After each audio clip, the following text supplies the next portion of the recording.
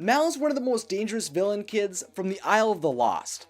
With her crew of Jay, Carlos, and Evie, she's ready to rule everywhere she goes, whether that be on the Isle of the Lost or as a Lady of Aurodan. And I mean, would you expect anything less from the daughter of Maleficent? I surely wouldn't, but here's the question. Who else is she the daughter of?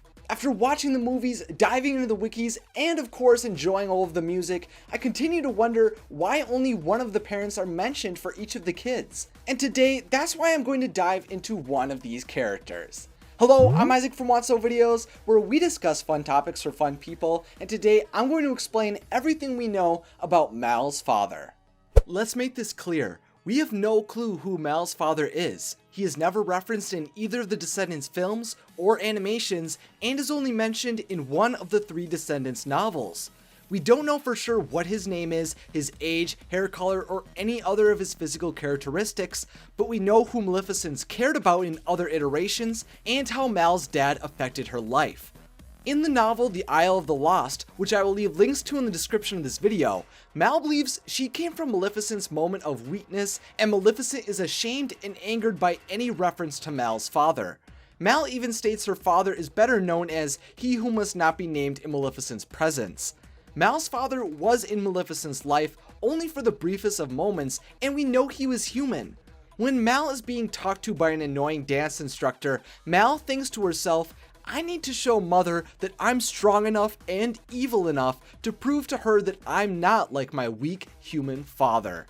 Not only was Mal's father not around very long, but he is remembered to be a weak human, unlike the powerful fairy of Maleficent.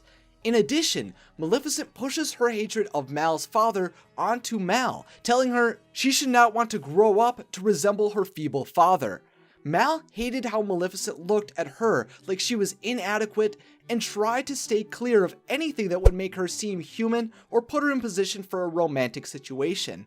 This is the reason when Mal first travels to Aurodan, she has never had a boyfriend, is scared to go on a date, and fears having feelings for Ben.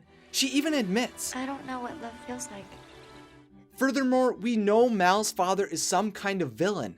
At the beginning of the original Descendants, we are told the king and queen created the Isle of the Lost to hold and punish the villains 20 years before the events of the film, while Mal is only 16 years old at that time.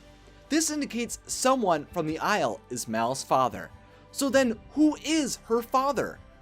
Well, if we look to the original Disney classic Sleeping Beauty, Maleficent is a mistress of all evil, never appearing to have the ability to have a moment of weakness, but the live-action version of the story in the film Maleficent definitely did. As a young girl, Maleficent was in love with King Stefan, until he betrayed and abandoned her. King Stefan is a human like Mal's father, but although he seems cruel in Maleficent, in Descendants, he was not placed on the Isle as a villain, so he couldn't be Mal's father.